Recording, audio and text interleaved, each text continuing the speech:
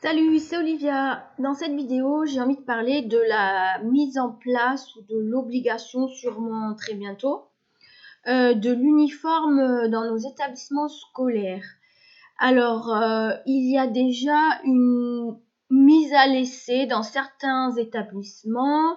Je sais des collèges, lycées. Alors, je me rappelle plus, j'ai plus souvenir s'il s'agit d'écoles primaires, élémentaires. Bon, peu importe.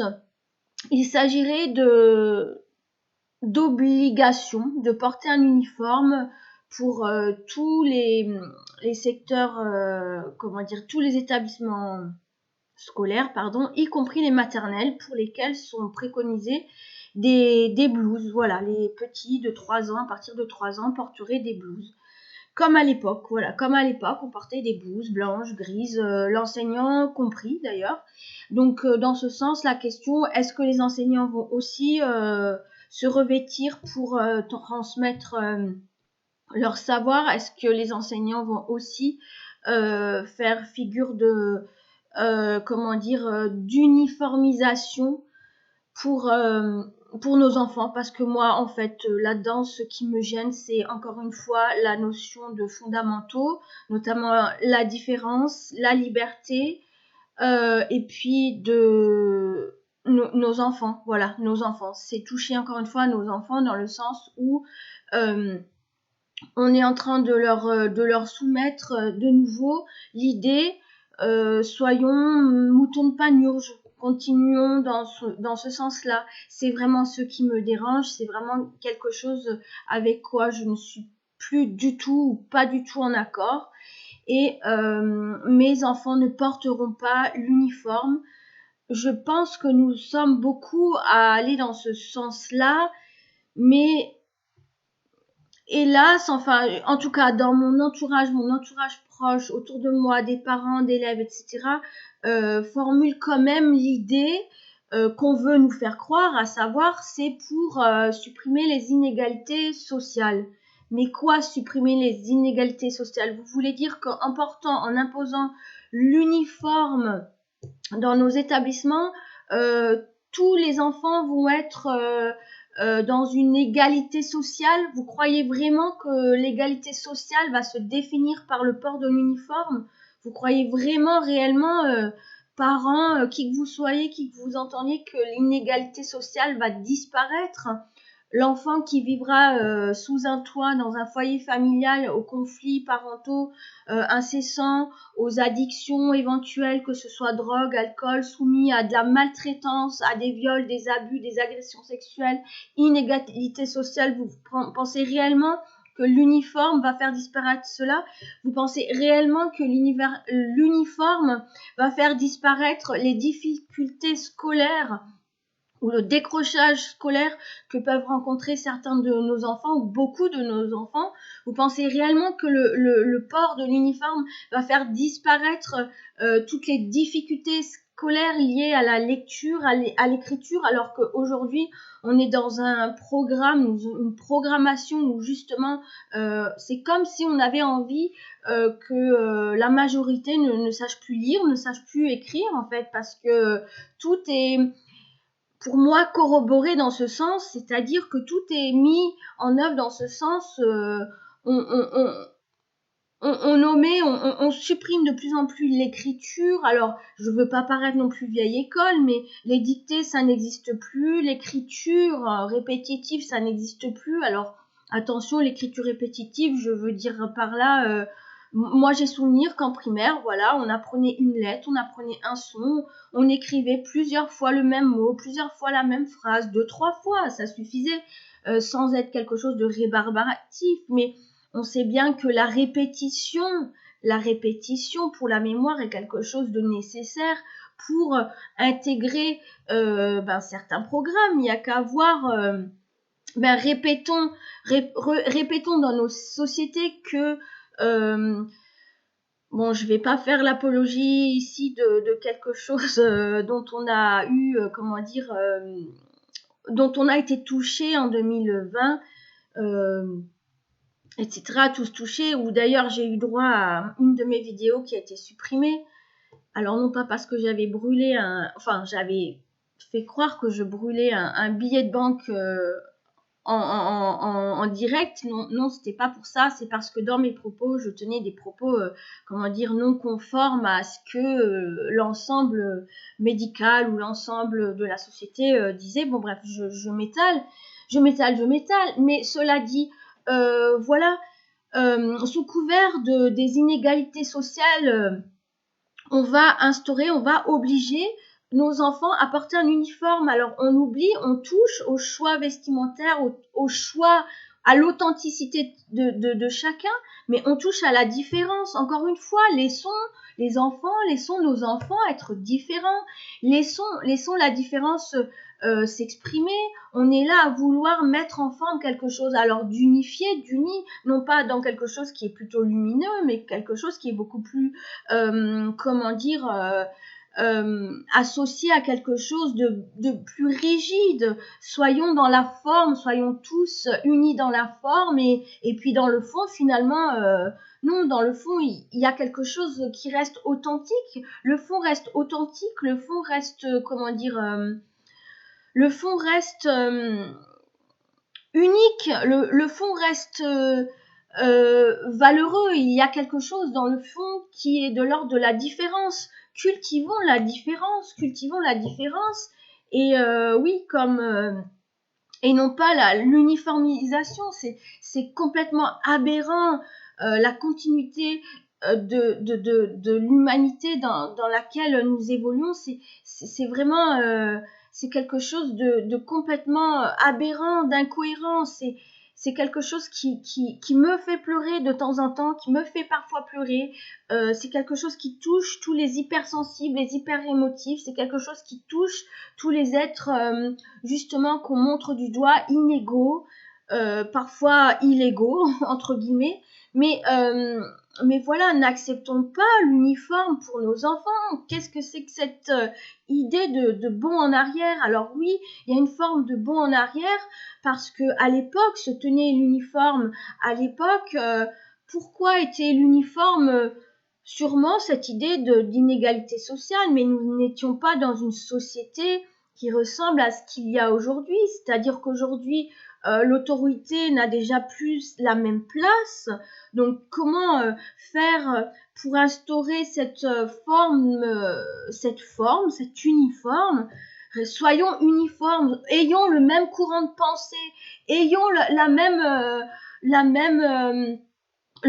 ayons le même libre arbitre. Dans ce cas-là, ça ne s'appelle même plus le libre arbitre, mais ayons la même pensée, ayons le même courant de pensée. Moi, il y a un épisode, un événement traumatique de l'histoire auquel je pense, où il fallait avoir porté l'uniforme d'ailleurs, où il fallait avoir un même courant de pensée, où il fallait être dans une uniformité pour pouvoir adhérer à tel et tel, tel passe-droit, voilà, ou telle activité, etc. C'est les périodes de guerre, c'était les périodes, oui, je vais le dire, le mot nazi, quoi, voilà, c'était ces périodes-là, ou les périodes fascistes, etc. Mais, enfin, je m'égare, je ne veux pas faire d'histoire, je ne veux pas faire histoire avec un grand H, je ne veux pas faire de politique avec un petit p, je ne veux pas faire parce qu'avec un grand P ça n'existe pas pour moi, je ne veux pas faire l'apologie d'une idéologie, ou peu importe. J'ai besoin d'exprimer quelque chose qui se ressent pour beaucoup d'entre nous, à savoir une forme aussi peut-être d'injustice, mais aussi une forme de rébellion dans ce que nous sommes, et dans ce que nous sommes d'essentiel. C'est-à-dire que sommes-nous des êtres humains cantonnés à vivre une vie matérielle, déjà seulement matérielle? Sommes-nous cantonnés à nous cloître dans une idée ou une idéologie où il faut que tout le monde se ressemble, où il faut que chacun soit pareil, que chacun ait la même voiture que le voisin, que chacun fasse les mêmes choses? pourquoi ne pas étaler notre essence à quelque chose de plus authentique, à quelque chose de plus individuel. Mais quand je parle d'individualité, parce que la société va dans un individualisme absolument waouh, j'en reviens pas, c'est complètement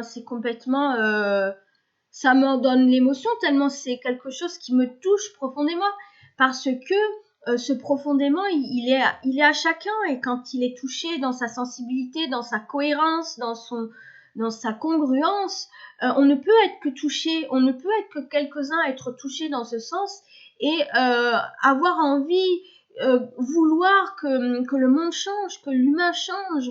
On a juste envie de se raccrocher à quelque chose qui va nous dire, qui va me dire, bah il y a quand même de l'espoir quelque part. Donc la liberté, c'est précieux, la liberté. Qu'est-ce qu'on en fait aujourd'hui? Qu'est-ce qu'on en fait? Qu'est-ce qu'on est en train de laisser faire? Qu'est-ce qu'il faut faire? Qu'est-ce qu'on peut faire?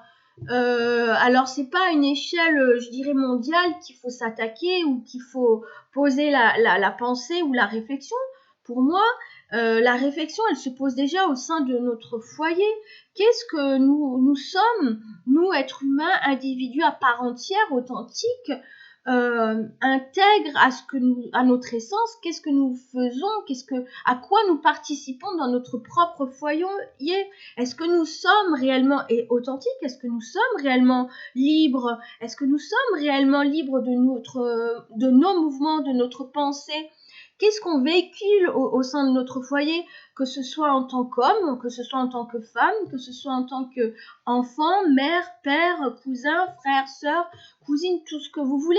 Qu'est-ce qu'on véhicule en tant que être humain au sein de notre famille? Est-ce que nous avons cette liberté d'expression dans notre foyer, avec nos enfants, nos parents, nos proches, avec notre partenaire? Est-ce que nous avons cette liberté de penser, cette liberté d'être, d'action? Est-ce que cette liberté-là s'exprime dans notre petite cellule intrafamiliale? Est-ce qu'elle est présente déjà, cette liberté-là? Si on répond non à cette question, on peut déjà envisager que oui, nous allons vers quelque chose où nous allons nous diriger vers une liberté finalement contrôlée. Nous sommes déjà nous sommes déjà dans ce regroupement de moutons de panurge. Et donc le changement, le fondamental qui s'opère, c'est vraiment déjà au sein de notre foyer.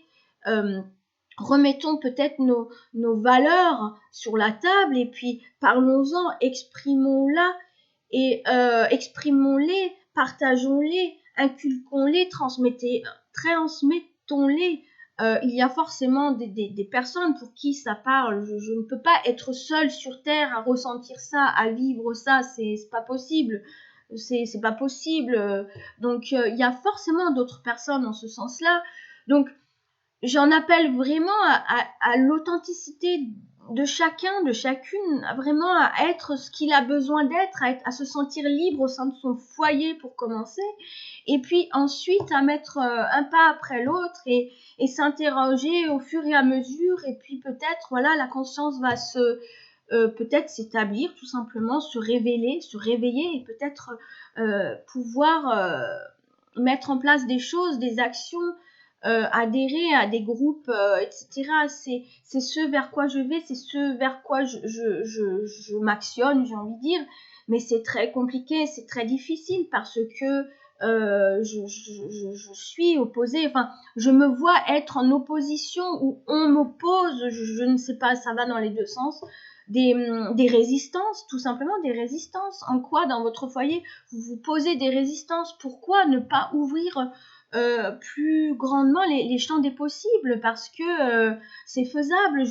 Vous n'êtes, comment dire, vous ne vous mettez pas en danger, vous ne mettez pas en danger vos proches. À partir de là, c'est possible. À partir de là, il y a quelque chose qui peut changer. Donc oui, c'est bien ok pour moi de manifester dans la rue, c'est bien ok pour moi d'aller crier, à perdre ma voix dans les rues pour contrer, je sais pas, un projet de loi, pour contrer l'obligation de porter un masque, pour contrer ceci, cela. C'est bien beau, mais Au sein de ma famille, je fais quoi? Au sein de mon foyer, je fais quoi déjà? Est-ce que je véhicule cette pensée libre, cet esprit libre, cet état authentique, cette essence, cet humanisme, cette humanité, ce fondement qui fait de nous ce que nous sommes, êtres humains? Alors, je veux pas faire de philosophie, de spiritualité, de je ne sais quoi, peut-être un peu de tout ou un peu de rien, mais en tout cas,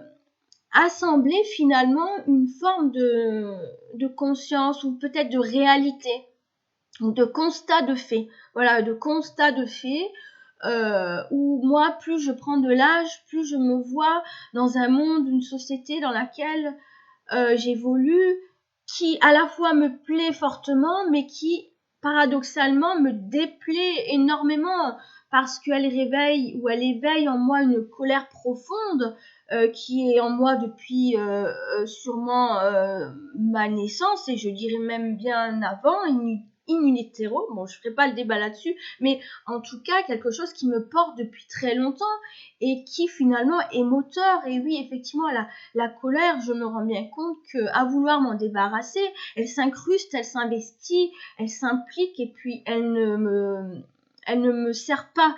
Donc, j'ai décidé en ce sens de l'accepter et de vivre avec et de collaborer avec.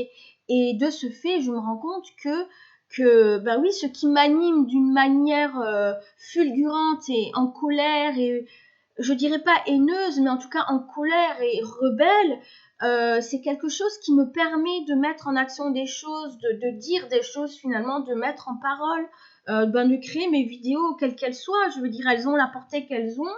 J'aimerais, oui, qu'elles aient une portée beaucoup plus lointaine, mais si elles n'ont pas cet impact aujourd'hui, c'est bien peut-être parce que je ne suis pas prête à ça non plus. Donc, je pense que, en ce sens, nous sommes tous ou en majorité peut-être pas prêts à accepter notre liberté d'esprit, notre esprit libre, parce que en cela essentiellement est notre vérité, sans comment dire accentuer la mise en danger d'autrui. Je veux dire, c'est vraiment quelque chose qui nous appartient. Et de quelle manière est-on prêt chacun finalement à mettre en œuvre, à se mettre en œuvre ou à mettre notre œuvre en lumière, parce que à mon sens le but existentiel il est quelque part là, c'est-à-dire que nous avons la possibilité, le besoin aussi, qui va s'exprimer ou non selon nos résistances, mais qui va s'exprimer pour être, comment dire, ancré, marqué sur cette terre, dans cette vie.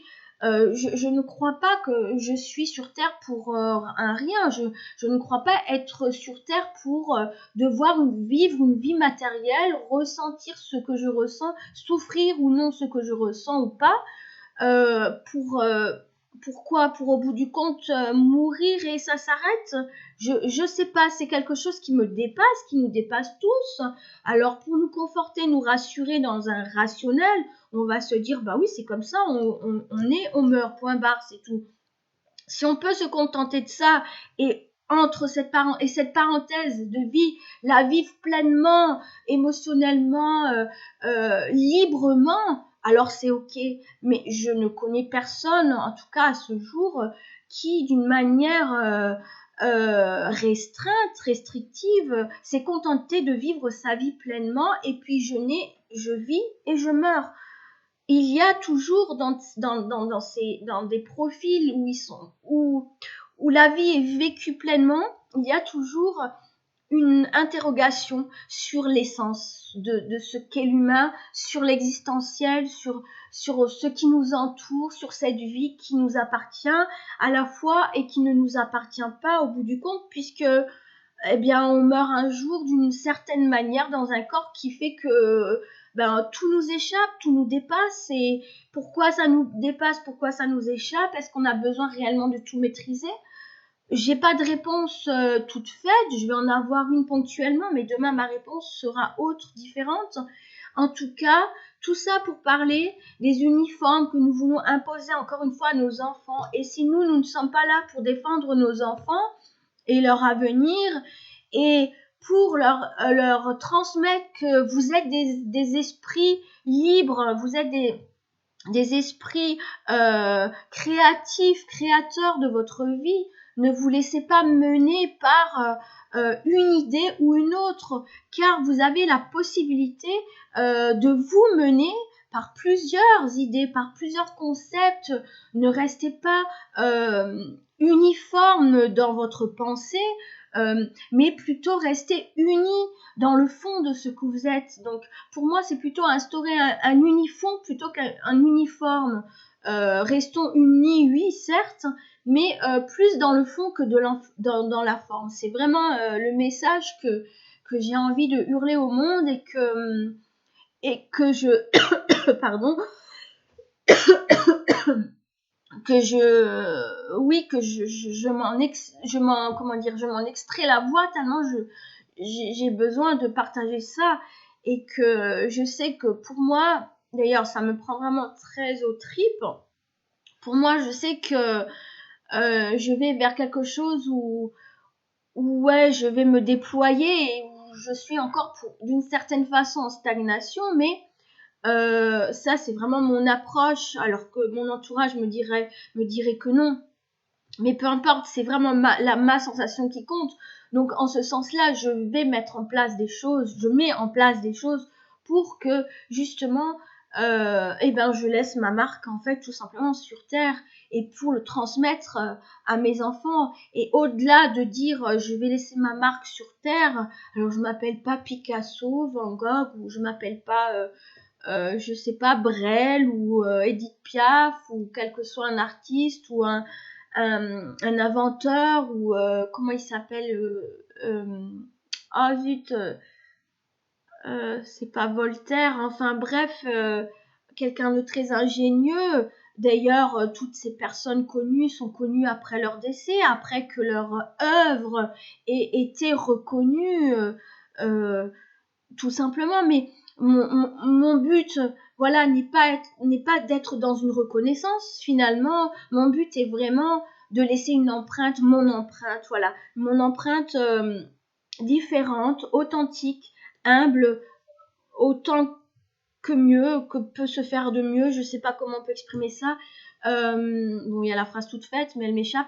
Mais en tout cas, dans mon entre à moi, dans ce qui m'entoure de personnel, et de cette manière, pouvoir transmettre continuellement, c'est au sein de mon foyer. Qui suis-je? Que puis-je être, faire? Comment je peux le faire pour le transmettre déjà à mes proches, mes enfants, ma descendance, et pour que ça se perpétue dans les générations.